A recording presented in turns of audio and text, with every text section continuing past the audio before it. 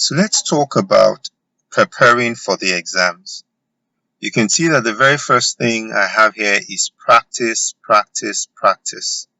It's important that after you must have undergone a training and you have a good understanding of the fundamental concepts of managing a project according to the PMBOK guide, I typically tell participants or candidates that you should understand the concepts in such a way or to an extent that you are able to teach someone else this concept.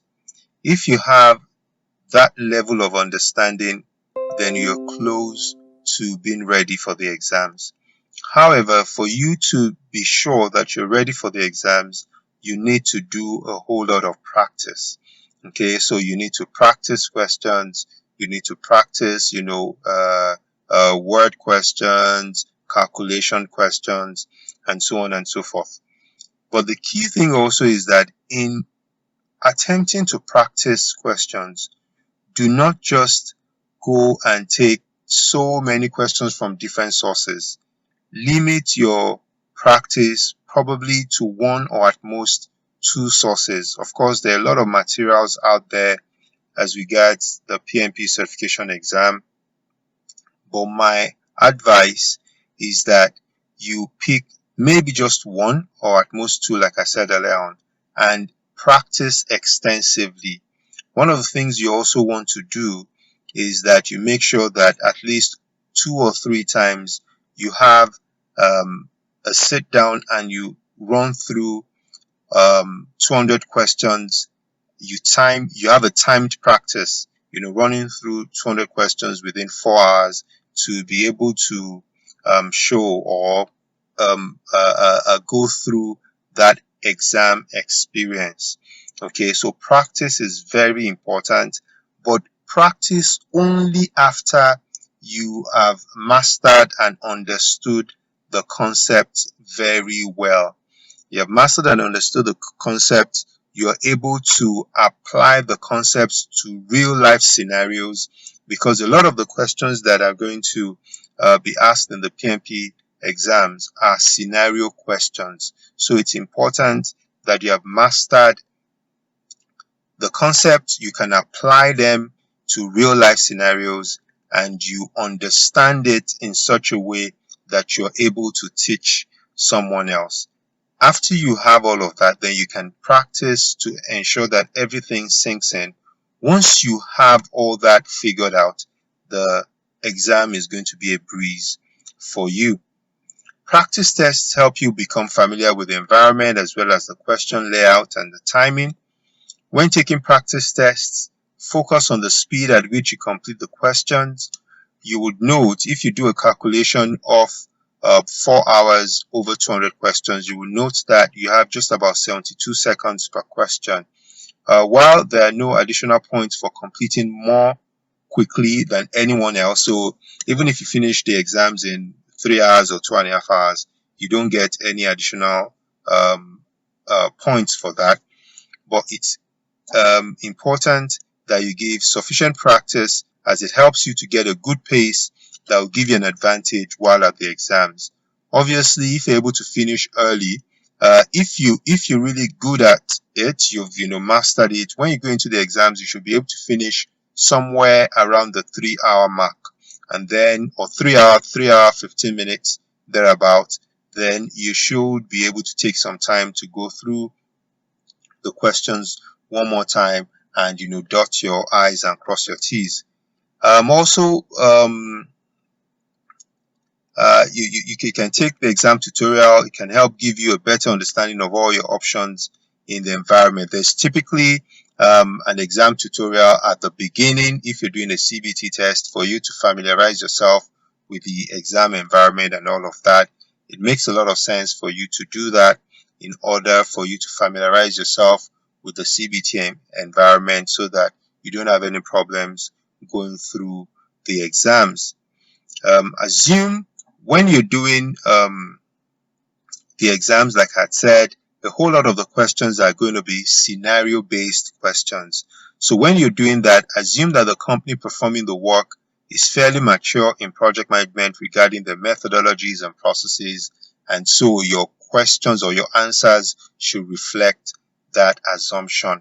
Also, one of the assumptions that I should just quickly mention here, if you remember discussions in the course itself, if you remember discussions on organizational structures, assume that the organization in question has a balanced matrix structure, and that would help you in answering the questions.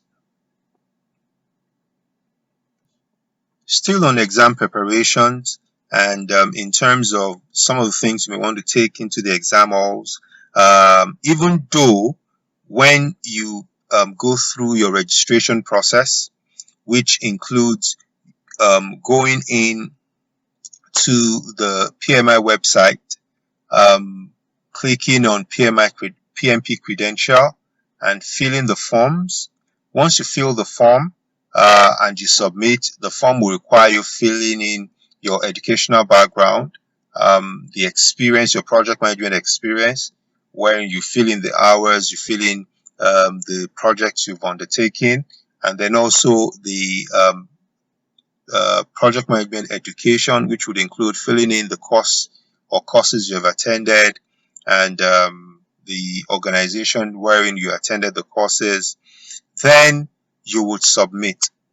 After you submit, it will be required of you to wait for some 5 working days for PMI to get back to you on whether your submission is accepted. Once PMI gets back to you on the acceptance of your submission, then you will be required to make payment for the exams. Once you make payment for the exams, 2 things can happen. It's either you receive a prompt that you have been picked for an audit, okay, or if you're not picked for an audit, auditing is random, so you could be picked for an audit, you may not be picked for an audit. But if you're picked for an audit, then you'll be required to send in proof of your submission to a named PMI address. Once you do that and the audit process is done by PMI, then you would also get a response from PMI of the need for you to go ahead if you pass the audit, and if you don't, then you'll be required to go through some other processes. But for most people, you will not be picked for an audit. So once you make your payment, you would be prompted to go ahead and schedule your exams. So if it's an online exam you've chosen, then you will be referred to an exam site or an exam center to book a date that is available and convenient for you. If it's a paper-based test, then there will be specific dates that have already been pre-planned that you pick of those dates to go to a particular center to sit for the exams. But when you have done all of that, there would be some communication sent to you from PMI as regards all that is required of you to prepare for the exam. So some of those things that you get are what we have here in your eligibility letter, which will have an authorization number. You'll be required to bring along your photo ID that verify your names and so on and so forth. You may also want to have earphones when going into the exam, or although you may not take food and drinking with you, you will have to leave some of your personal items in a locker that is provided. But all of these details will be communicated to you via email once you have completed the registration process, and your specific exam center may also have some more information for you as regards the exams. Currently, the percentage spread for the PMP exams across domains is seen here. For initiating, 13% of questions come from there. Planning, 24%. executing 31%, monitoring and controlling 25%, and closing 7%, all making 100% of the exams.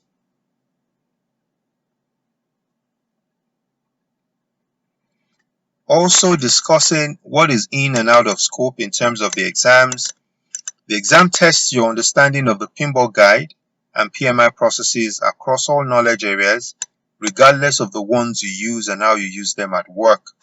While the exam, of course, is focused on practice, it is based on the standard. So if, for instance, you are a practicing project manager and there are certain ways in which you carry out projects in your own organization, you would need to probably drop all of that knowledge and look at projects from the PMBOK or the PMBOK standpoint.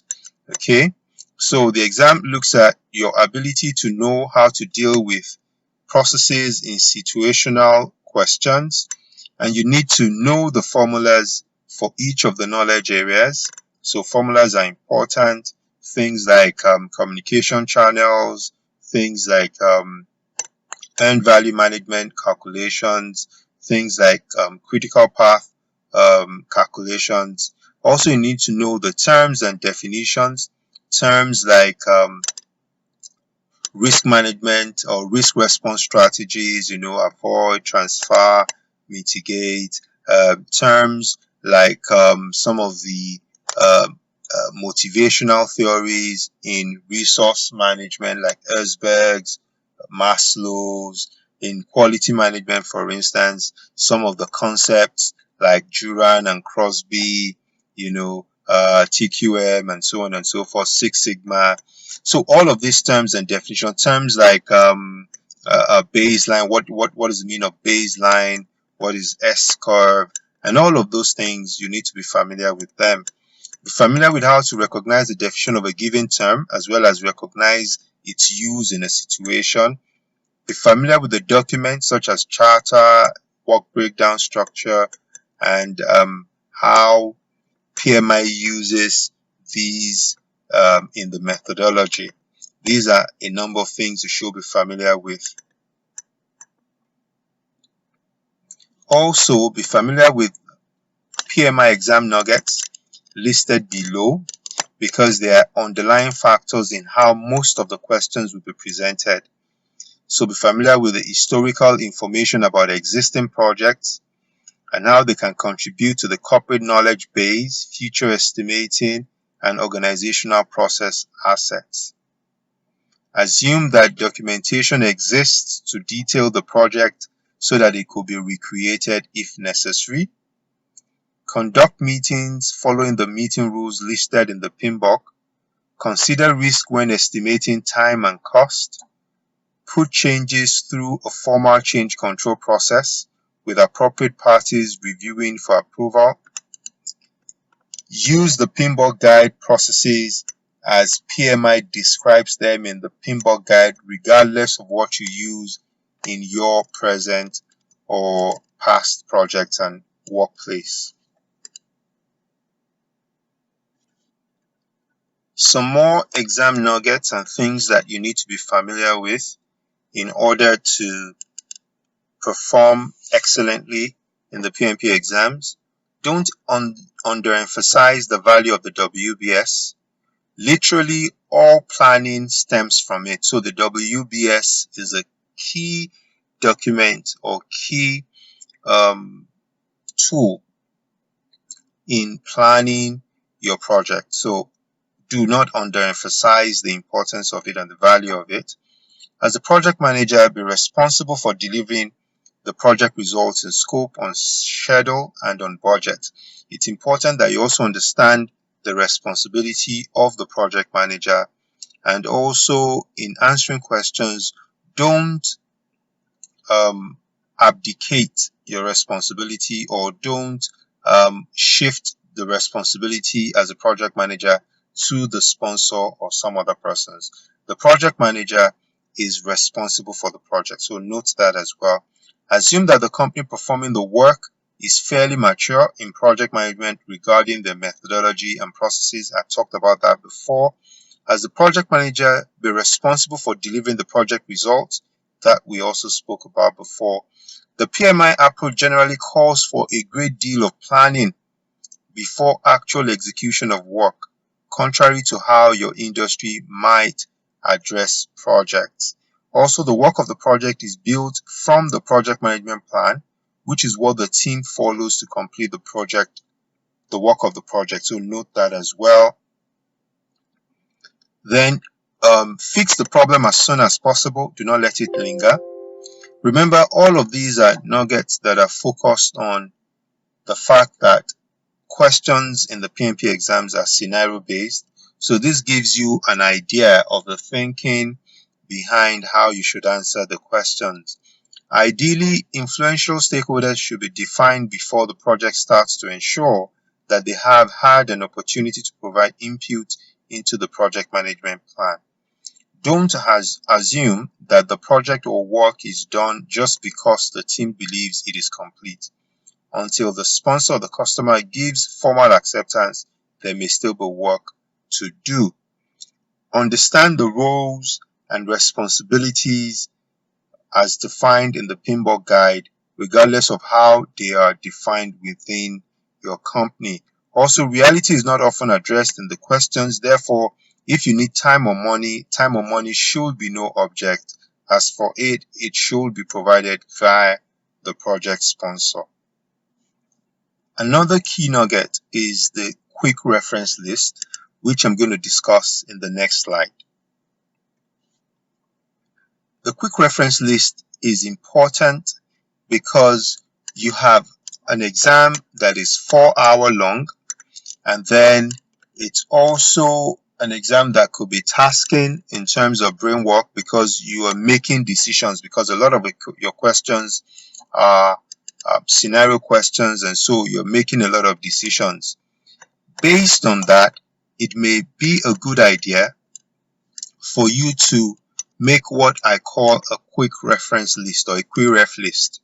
Now, a QRef list does not suggest or encourage that you cram or memorize just the terms and all of that solely.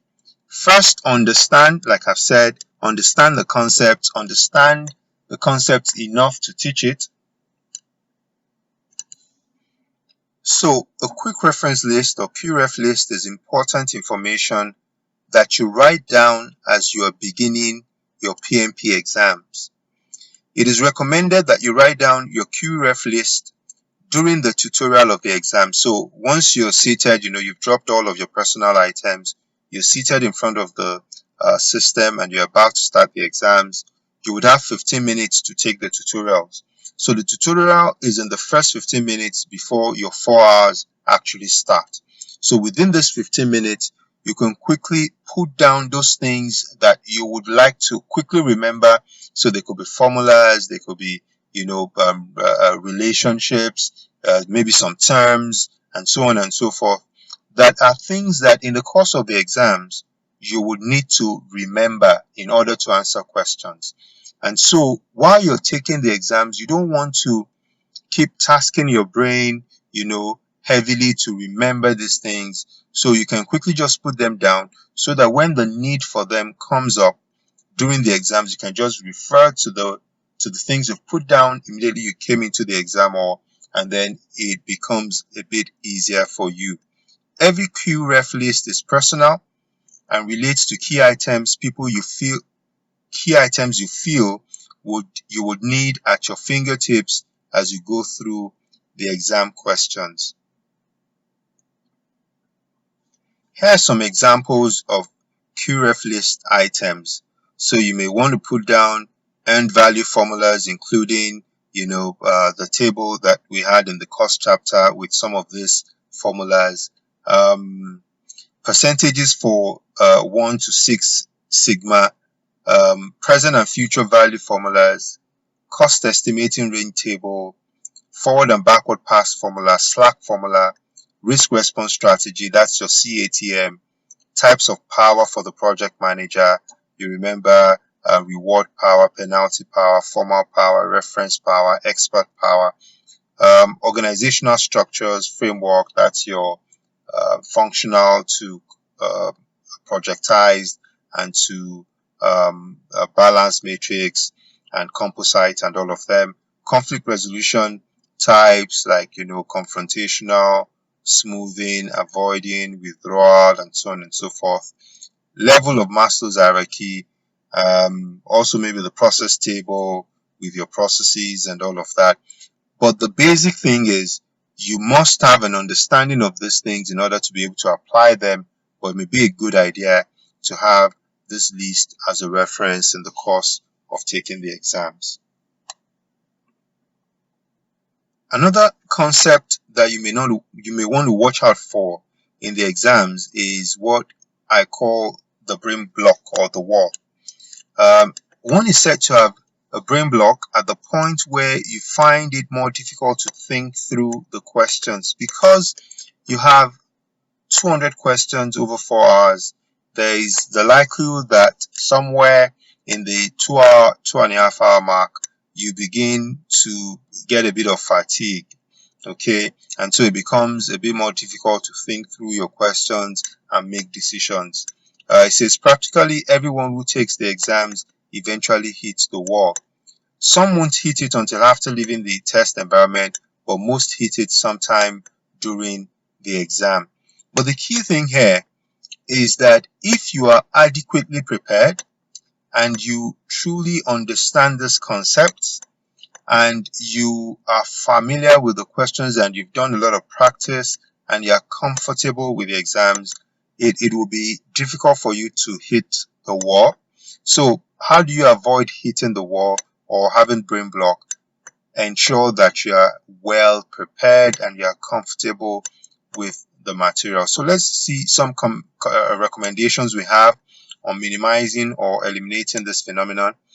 One, mentally break the exam into percentages so that when you have completed the first 50 questions, you're 25% done, and then 100 questions, and then from that point on, you're on your way to completion. So having set milestones, it gives you a sense that the exam is not so big. And also very importantly, do not cram. Do not cram. Ensure that you have very good understanding of the materials, and that would also help you not to panic at any point in the exams. It's not unlikely to have a feeling that, oh, maybe you're not getting the questions correctly because it's all about decision making. But rest assured that if you have prepared well, you will make the correct decisions. So it may at times, as you start the exams, it may look at times as if, oh, you're not getting the questions. But as you go on, you'll find out that you've actually made the right decisions. And as you go into the exams, you may also even find some of the other questions confirming earlier decisions that you have made. And most of the time, your first decision, especially if you're well prepared, would usually be the correct decision. So don't second guess yourself. Ensure you prepare well and go into the exam with a lot of confidence. And of course, also ensure that you have been properly trained. Once you have all of that taken care of, you should not have any problems.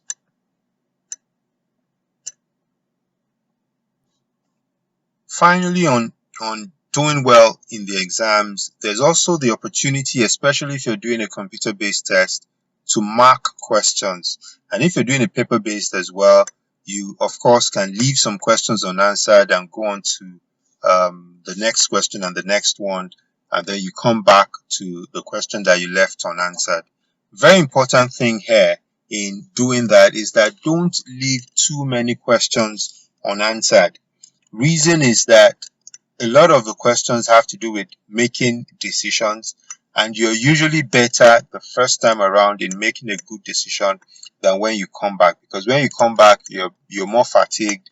You've probably gone 3 hours, 3.5 hours into the exam, and you're already running out of time, so you may not be making very good decisions. So what we advise is that you Mark some questions if you absolutely have to, but even if you're going to mark questions, have your answer, the answer you would like to pick, at least have it marked or noted somewhere, and then when you come back, you now make a final decision.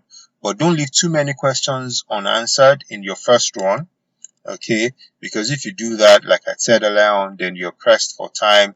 You're not going to make a very good decision the second time round. So that's as per marking questions, especially when it comes to the CBT test. It says the exam lets you mark questions and return later to review them. Studies show that your initial response to a question is usually the right answer. Many times you can second guess yourself out of the best answer if you're not careful. It is not advisable you mark too many questions, you may run out of time. Typically, students who score well on the exam mark about 10 to 15 questions. Those who mark a number more than that usually don't score as well. You can also answer all in good time and review all of the questions afterwards. It's also important that you adequately manage your time. I talked about this earlier on. Time management is key. It's important to remember the time you will have per question, and we said about 72 seconds on the average. Also, there are some questions that you can do in 2 seconds. So it's important, and that's why it's also important that you're familiar with the materials, so that the questions you can do in 2 seconds, in 5 seconds, you don't waste much time on them. And then there's some questions that will definitely take more than 72 seconds. Maybe you have to do some calculations, you have to do some reading, and understanding the scenario and all of that. So it's important to adequately manage your time and allow for, questions that are going to take a whole lot more time. You can make up for those questions in the ones that are straightforward. If you can't make it through the information in time, you will likely come up short in the exam. So one of the things also that practice will do for you is that it will help you to understand how to quickly read through the questions and be able to make out what the real question is in the volume of the entire question. So there may be some key important information you quickly need to note in every question in order to make the correct decision. So as you take the practice as you take the practice questions, pay attention to how quickly you answer the question, not only on how many of them you have correct. Make sure you provide answers to questions you mark in case you run out of time. Be sure you allocate enough time to go back and check your marked answers.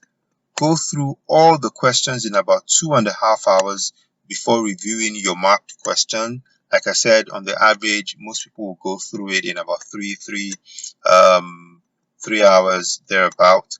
By following these recommendations, you should have enough time to address the marked questions plus a little risk reserve if you run longer on questions than in your practice tests. Again, you do know that the pass mark is 61%, which is 106 correct questions out of 175, with 25 of those questions not graded. We've talked about the pre-test questions, which are not scored. They're reviewed by PMI to see how people perform on them, and you will not know which questions are pre-test. So it's not the first 25 questions that are pre-test questions. The 25 questions that we're talking about of the 200 are mixed within the 200 questions. So what you should just focus on is ensuring that technically you get 131 questions correct out of the 200 questions. That is adding 25 questions to 106. Professional and social responsibility was one of the modules we took in the course. This is covered in the Code of Professional Conduct, which is part of the PMP handbook. Though some discussion have gone on in the course as regards professional and social responsibility, you can get more detail in the PMP handbook. which of course it refers to the responsibilities to the profession as well as responsibilities and conduct expected of the PMP professional and responsibilities to customers and the public. Just to mention what is expected of PMPs after they must have attained the PMP credential. PMPs are expected to maintain the professional code of conduct, and also in order to renew the PMP credential, PMPs are expected to maintain 60 PDUs over a 3-year reporting period. PDUs stand for Professional Development Units, and there are activities that make up PDUs. So these include training, attending congresses and seminars, writing articles, developing courses, training other people, working in project management. All of these have certain PDUs attached to them, and also for some of them there are limits to how much PDUs you can accrue within a reporting period on those activities. All of this information again can be gotten from the post-certification requirements handbook, which is downloadable on the PMI website. So one professional development unit is 1 hour of training or other approved activity, which includes seminars, online training, and some of the other things I had mentioned earlier on. The PMI Continuing Certification Requirements Program, which has to do with the process of renewing the PMI certification or the PMP certification, as discussed in the previous slide, is so as to enhance the ongoing professional development for PMPs, encourage and recognize individual learning opportunities, also to offer a standardized and objective mechanism for attaining and recording professional development activities. And all of these essentially is to sustain the PMP as a leading global credential in project management. I wish you all of the best in your PMP certification journey, and thank you for listening. Of global credentialing.